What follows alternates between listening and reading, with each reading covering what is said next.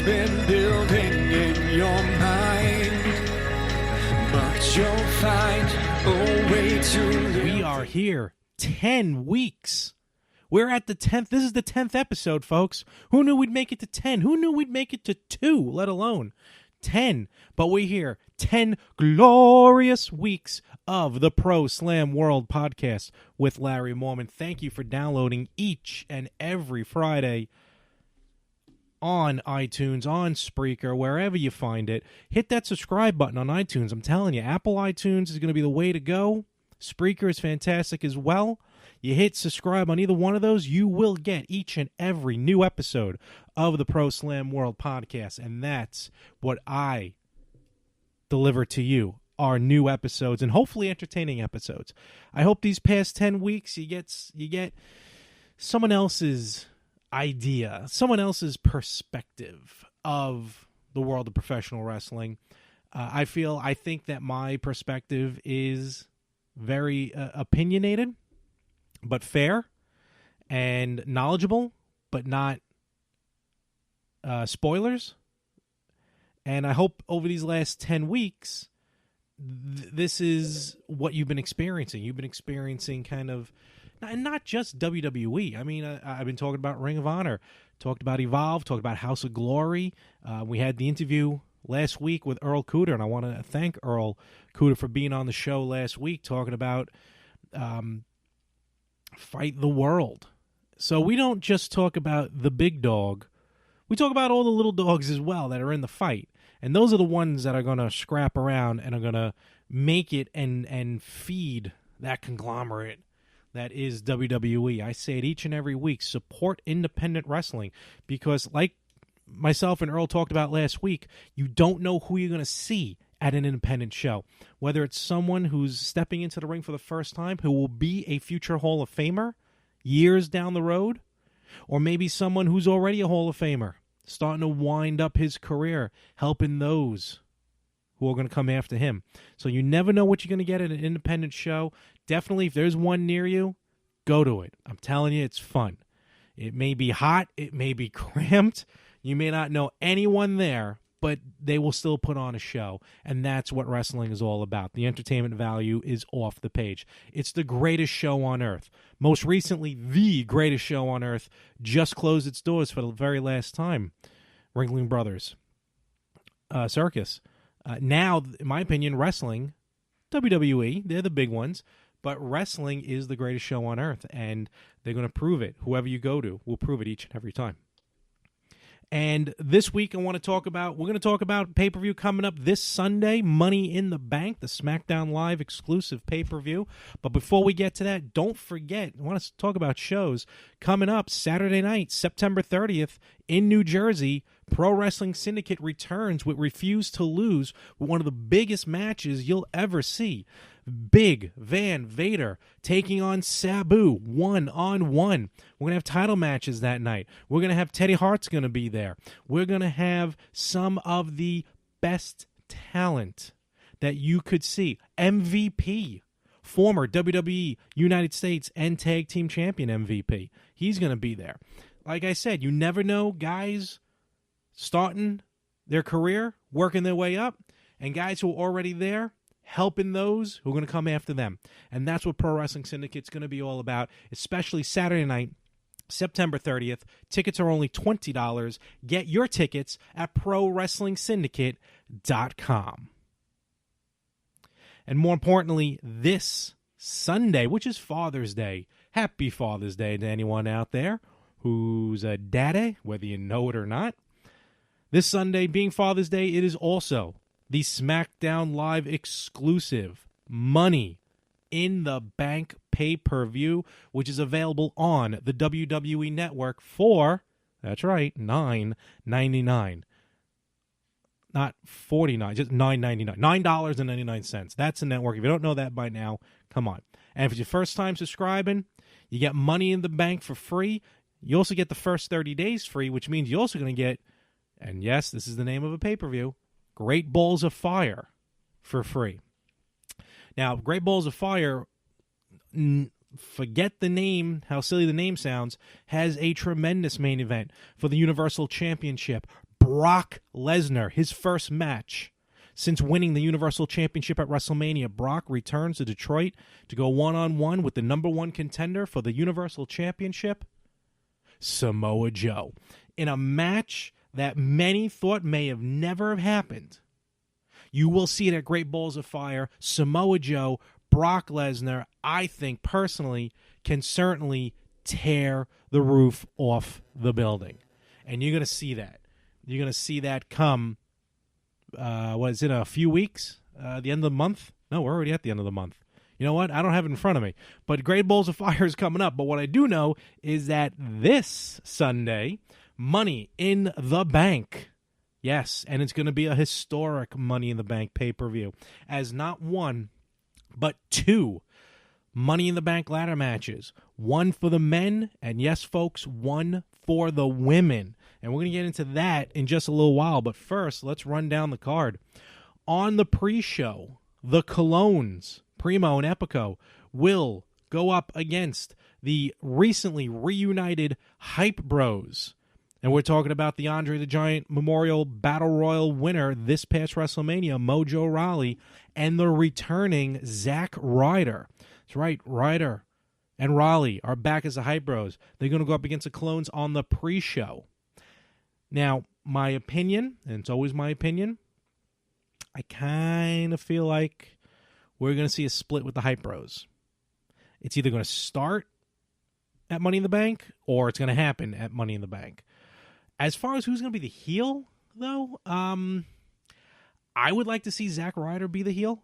It's been a while since Zack was heel, and I think now, after so many years later, I think he can be a better heel than he was originally, like when he was running with Edge, him and Hawkins. So if they're going to split, I do see Ryder going the way of heel. Is it going to happen? I guess only time will tell. But Hype Bros versus the Colognes, you know what? I'm actually going to give it to the Colognes in the event that the Hype Bros do end up splitting. That's the pre-show. Let's go to the main card. We have, every match has something on the line. Let's talk about all the title matches first. The SmackDown Live Women's Championship match. Naomi will defend the Blue Brand Women's title against Lana. Yes, you heard that right, Lana. Lana made her debut just a couple of weeks ago on SmackDown Live. She tried to get her way into the women's ladder match that we'll talk about in a few minutes. But Shane McMahon saying that SmackDown's the land of opportunity, and Lana has not proven herself. And that's true. Lana has not proven herself. Or at least not for SmackDown. She hasn't.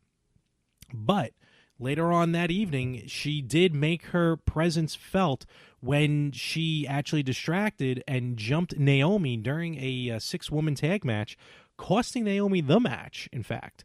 So Naomi, hot as rain, went into Shane McMahon's locker room and demanded to take on Lana, and Naomi said she'll put the women's title on the line, and Shane McMahon granted it. So Lana, in her second match on television. Now, she's been doing the NXT circuit, and so far I've heard so good. She was in the that big women's tag match on the pre-show at WrestleMania 32 in Dallas, the one where Brie Bella retired. She was in the match for a limited amount of time, so really she didn't have much action in the ring, but we're going to see her go one-on-one. It is for the women's title. Now, how are we going to go about this? Basically, because Rusev is kind of the catalyst if he ends up being here. Rusev has been off television. He's been rehabbing. And from what I understand, he should be due back. He was talking about getting a title shot at Money in the Bank, but that obviously didn't happen. But, they're trying to separate Lana from Rusev, which is fine. That's good, because they need to go off separately on their own. Rusev has done that, but Lana has not. And Lana's still the Ravishing Russian, so she still has the gimmick. Does she have what it takes, though, to be champion this quickly? You know what? We've seen others come in their debut matches and win titles. The Giant beat Hulk Hogan at Halloween Havoc to win the WCW World Heavyweight Championship. Remember M&M, the tag team? They beat the Guerrero and Mysterio to win the SmackDown tag titles. M&M. What else you got? You got a couple others. Definitely you can look at the history of pro wrestling. Some guys have debuted with championships. The Road Warriors debuted and all of a sudden won titles very quickly. So it's certainly not out of the ordinary for someone to win the title so quick. But I am going to put my money on Naomi. So Naomi, I feel, retains the SmackDown Live women's tag title. Women's title. There is no women's tag title yet. But speaking of tag titles, and Naomi's husband is one half of the tag team champions. The Usos will defend the SmackDown Live tag team championship against the New Day. New Day finally made their way to SmackDown Live since the brand extension. All three of them, Kofi Kingston, Big E, and Xavier Woods. The last few weeks, the New Day has been in action, and much to my happiness, is it much to my chagrin? Is that the positive? Is that a positive term? Much to my chagrin? Because I mean this in a good way. They've been using Xavier Woods. You heard that right. Xavier has been part of the tag matches. During the New Day's historic run, it was just Kofi and Big E. Once in literally maybe twice, 3 times, Xavier Woods would sub in the match. And it was usually because either one of the other two was hurt or they were going to lose the tag titles. Because I feel like the 2 times they lost the tag titles, Xavier Woods was involved in the match. I may be wrong on the second one, but it was definitely the first one. And Xavier Woods is talent. Xavier Woods deserves to be in the match. He deserves to be wrestling. Yes, I get it. He had Francesca and Francesca too. So, he was working the crowd, the outside of the ring. But if you're going to use these guys as a triple tag team, and you're going to incorporate the Freebird rule when they're champions, by golly, mix it up every now and again, for crying out loud. And you've been seeing that. You've seen combinations of Xavier and Kofi, Xavier and Big E. I have a feeling Sunday's going to be Kofi and Big E, back to the original 2. But if the New Day wins the tag titles, I really, really hope they switch up like that lineup of who's going to defend the tag titles. Because if you remember, with the Freebird rule, any 2 members can defend the tag team titles. So, and the Usos have kind of refound, they've had they turned heel and really switched it up. Their gimmick, kind of that thug gimmick, and that's helped. That kind of almost rebranded the Usos and rejuvenated them, which is what they needed. I love the Usos. Usos are an amazing tag team. When you get brothers, really haven't been that many bad brother tag teams because they're brothers. They know each other. It's not like just being put together because marketing put the 2 of you together. These 2 known each other since birth. And that's what makes a great tag team, is when you know your partner. And the matches that the Usos had with Fandango recently have been off the scale.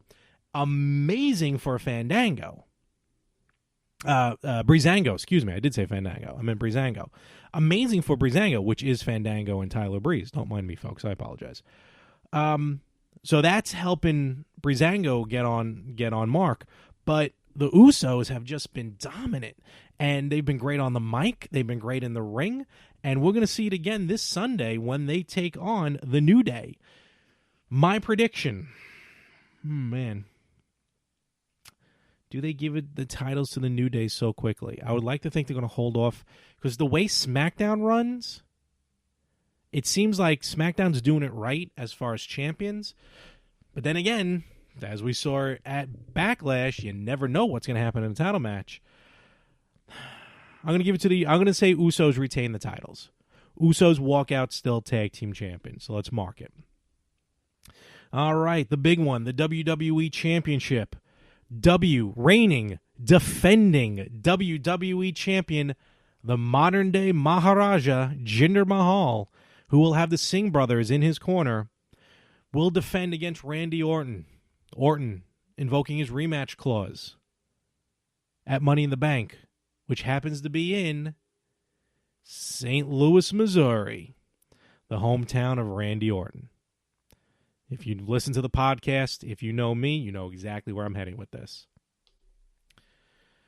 If you know Vince, like I know Vince, not on a personal level, but I think I know what goes through his mind somewhat. You know that Vince, for some reason, always has the hometown hero lose.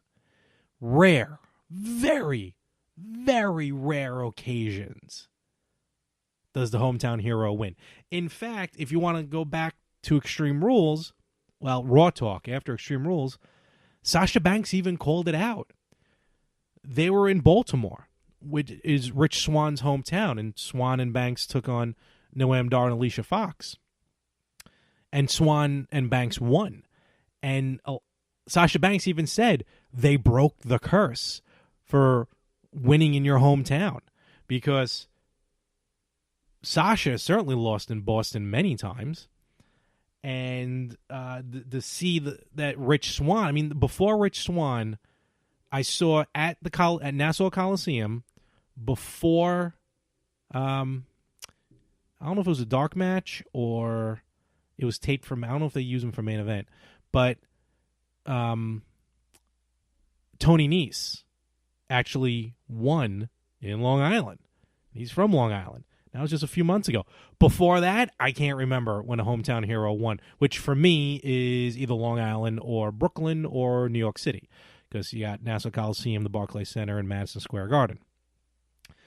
So I am just right off the bat going to say that Jinder Mahal will retain the WWE Championship. Now, not only because they're in Randy Orton's hometown, but I just feel, and this is no disrespect to Jinder Mahal, I am enjoying Jinder's run as champion. I still think it was a right decision. I still think it was a great decision. It was a shocking decision to give the title to Jinder Mahal, but Mahal has stepped up to the plate, in my opinion, and he's proven why he can be WWE champion. With that being said, though, I feel like he's going to be a transitional champion. Unfortunately, it happens. So he may just be holding the title for whoever wins the Money in the Bank ladder match, which is what we're going to discuss here in a few moments. Jinder Mahal, Randy Orton have been going back and forth with each other. I don't know if you've seen on Instagram, Jinder Mahal's like workout regimen that he's been posting on Instagram. The guy's a beast. He's a monster. And he's definitely transformed his body. I mean, if you look at him just a year, if you look at him back almost like during WrestleMania, look, the man's in shape, don't get me wrong. But, I mean, he got ripped and cut. I mean, to the point that some people may find it a little fishy how he got that way. But I'm a firm believer in, and look, I am not in shape whatsoever. If you know me, if you've seen me, I don't know my way around a gym at all. But I feel like you can get into shape and you can get ripped and you can get just this physique that's ridiculous without having to go to steroids or anything like that. You get your protein powders and whatnots, but I think you can do it the natural way. But Jinder Mahal is just a monster in the gym. Last couple weeks, they've done, like Jinder Mahal has done the celebration, the victory celebrations. This past week, though, Orton got to him. A couple weeks ago, Randy Orton said he's going to do it old school. His father, his grandfather, if they had a problem, they didn't talk about it. They fought about it. That's what Randy Orton plans on doing this Sunday at Money in the Bank. And Orton hit one of the best RKOs, quote-unquote, hashtag, out of nowhere. Take the quotes out. Do hashtag, out of nowhere. Just laid out Jinder Mahal really for the first time since their match at Backlash. So you got that momentum rolling for Randy Orton. But I'm going on record. I'm counting it. Let's put it on the board. Yes, Jinder Mahal will retain the WWE Championship. Money in the Bank is named so aptly for one reason. Well, actually two reasons this year. Because of the Money in the Bank ladder match. Briefcase will be suspended high above the ring. And competitors will compete in a ladder match, and the first superstar to reach their respective briefcase will have a guaranteed contract to face the WWE Champion or the WWE Women's Champion, depending on what match you're talking about, at any time in any arena over the next 12 months. And if history has proven anything, winning Money in the Bank pretty much almost guarantees, like 98% guarantees, that you will be champion within the next 12 months. This is going off the top of my head.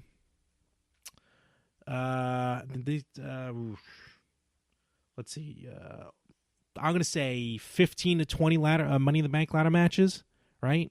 WrestleMania 21, 22, 23, 24, 25, 26. And then 27. All right, so maybe like 15, between 15 and 20 ladder matches. Money in the Bank ladder matches. All of them, but 2, technically 3, have cashed in successfully and won the title. The 3 that didn't, John Cena did not win the title by cashing in. Damian Sandow did not win the title by cashing in. And technically, Mr. Kennedy won Money in the Bank ladder match, but then lost the briefcase to Edge. So Kennedy never cashed in, but Edge did. I still count Kennedy as one of the 3, though. With that being said, though, let's talk about the men's Money in the Bank ladder match. It will be AJ Styles, Baron Corbin, Kevin Owens, Sami Zayn, Shinsuke Nakamura, and the only man in this match to not only have been in a Money in the Bank ladder match, but has won Money in the Bank and has successfully cashed in Money in the Bank. Rounding out the 6, Dolph Ziggler. Now, you got a collection of a little bit of everyone in this match, and that's what I like about this men's Money in the Bank ladder match. You got high flyers. You got strong style. You just got brute force. You have guys who've been in there for years, and you got guys who've been there for not so many years. This eclectic group is going to put on an amazing show. And we've seen Owens and Zayn and Ziggler in ladder matches before. AJ Styles, certainly no stranger in TNA. You know, the Ultimate X. If you've seen those matches, that's a ladder match without a ladder. Wrap your head around that one. The only 2 that will probably have an issue with this match, because as far as I know, they've never been in them. Baron Corbin has never been in a ladder match before. And I don't think Nakamura has been in a ladder match. There's only been one ladder match in New Japan Pro Wrestling history. It was with Kenny Omega, but I don't remember who's against. Let me see if I can find this. And let me just look this up. Yep, nope. Okay, yeah, no, it wasn't Nakamura. It was Tanahashi. That's who Kenny Omega had a ladder match with. So, as far as I know, Nakamura has never been in a ladder match. So you have, again, a group who have experience and lack of experience, and that's going to be good. They're all going to work off of each other. The brute style of Corbin and Owens leads themselves to a ladder match because it's no holds barred. AJ Styles and Sami Zayn can certainly find their way around ladders, whether they're flipping over them, through them, between them. I think Nakamura and Ziggler will find ways to wrestle around the ladders, which is also, I think, a good thing, because a ladder match, you want not just the ladders, but you want action in the ring as well, beyond just using the ladder as a weapon. Of these 6 participants, the one who I think will walk out with the Money in the Bank ladder contract,